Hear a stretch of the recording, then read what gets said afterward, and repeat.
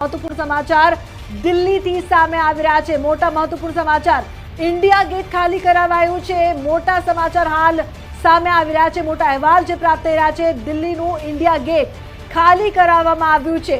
સતત હિલચાલ થઈ રહી છે, સમગ્ર દેશમાં સતર્કતા છે અને હવે દિલ્હીનું ઇન્ડિયા ગેટ ખાલી કરાવાયું છે। સંધ્યા, બિલકુલ, કારણ કે આવતીકાલથી એક વીકેન્ડનો માહોલ આપણે ભારતમાં શરૂ થઈ જતો હોય છે। ફ્રાઈડે, સેટરડે, સન્ડે વીકેન્ડનો માહોલ હોય છે, માટે રાત્રે પણ ઘણા લોકો ફરવા આવતા હોય છે અથવા તો ફેમિલી સાથે આવતા હોય છે, ઘણા લોકો ટૂર માટે આવતા હોય છે। માટે ઇન્ડિયા ગેટ હંમેશા રચ્યો પચ્યો આ વિસ્તાર રહેતો હોય છે, લોકોની ભીડભાડ અહીંયા જોવા મળતી હોય છે, કારણ કે દૂર દૂરથી લોકો આવતા હોય છે। માટે સુરક્ષાને ધ્યાનમાં રાખીને ઇન્ડિયા ગેટ જે આખો આ જે એરિયા છે તેને ખાલી કરાવવામાં આવ્યો છે, કારણ કે લોકો ફોટો સેશન માટે પણ આવતા હોય છે।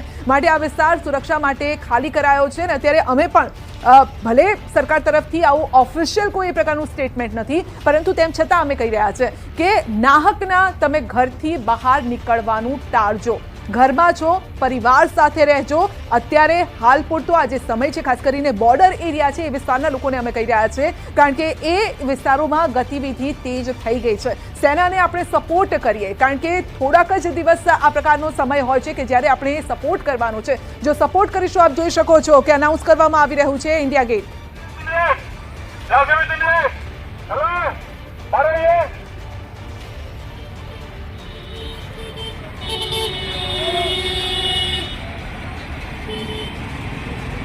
हेलो भाई साहब, चलिए चलते रहो, पार्टी यहाँ पे खड़े नहीं आएगा। चलिए चलिए, यहाँ से भी चलिए।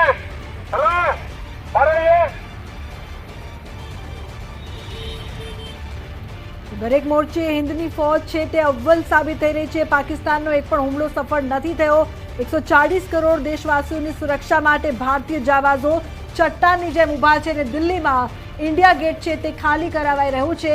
નાપાક પાકિસ્તાનની જે હરકત છે તેના ભાગરૂપે ભારત દ્વારા જે જવાબી કાર્યવાહી કરવામાં આવી છે, તે બાદ હવે પાકિસ્તાન માટે આજની જે રાત છે તે કતલની રાત છે તેવું કહી શકીએ। પરંતુ સતર્કતાના ભાગરૂપે જે એરપોર્ટ છે તેને લઈને પણ ખાસ સુરક્ષા કરવામાં આવી રહી છે, તેને બંધ કરવામાં આવી રહ્યા છે। પાકિસ્તાને ડ્રોન મિસાઇલથી જે હુમલા કર્યા તે બાદ અત્યારે પણ સૈન્ય ચોકીને નિશાન બનાવવાનો પ્રયાસ કરવામાં આવ્યો।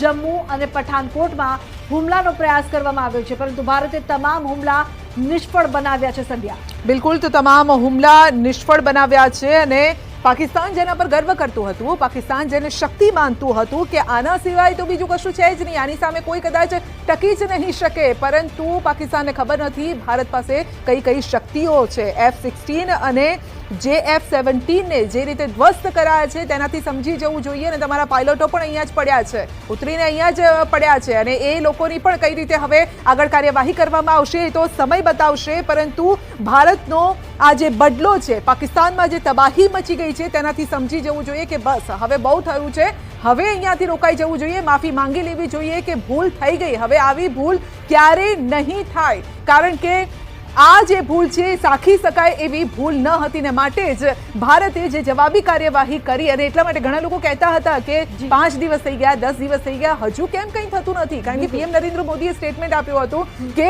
અમે જે આ મહિલાઓની માંગ જે ઉજળી છે, સંસાર ઉજળી ગયો છે અને એને અમે બાતલ નહીં જવા દઈએ, એનો બદલો જરૂર લઈશું। લોકો વિચારતા હતા કે 5 દિવસ થયા, 10 દિવસ થયા, ક્યારે કરશે આ કાર્યવાહી, પરંતુ લોકોને ખબર ન હતી કે કોઈ કાર્યવાહી કરવાની હોય તો આટલો સમય એટલા માટે લાગે કારણ કે પ્રોપર પ્લાનિંગની જરૂર હોય। પ્લાનિંગ સાથે કરેલો હુમલો ક્યારે આપણે પાછા ન પડીએ અને આ પ્લાનિંગ સાથે, પ્રોપર સ્ટ્રેટેજી સાથે, પ્લાનિંગ સાથે આ કરવામાં આવ્યું છે, કારણ કે એક વખત જ્યારે આપણે સ્ટેપ લઈ લેતા હોય ત્યારે પાછળ જોવાનો એ સમય નથી હોતો અને એટલા માટે જ આ કાર્યવાહી કરવાની હતી, માટે થોડીક સમય લાગ્યો છે, 10 થી 15 દિવસનો સમય લાગ્યો, પરંતુ પ્રોપર કાર્યવાહી કરી રહી છે। યુદ્ધ લડવું હોય તો રણનીતિ ઘડવી પડે। મહાભારતને પણ જો આપણે યાદ કરી લઈએ તો રણનીતિ હોય ત્યારે જ તમે યુદ્ધમાં વિજય થઈ શકો। થોડા કલાકમાં જ પાકિસ્તાનને કદાચ સમજાઈ ગયો છે કે ભારત સામે જો સામી છાતીએ લડવા જઈએ તો કેવી દશા થાય છે।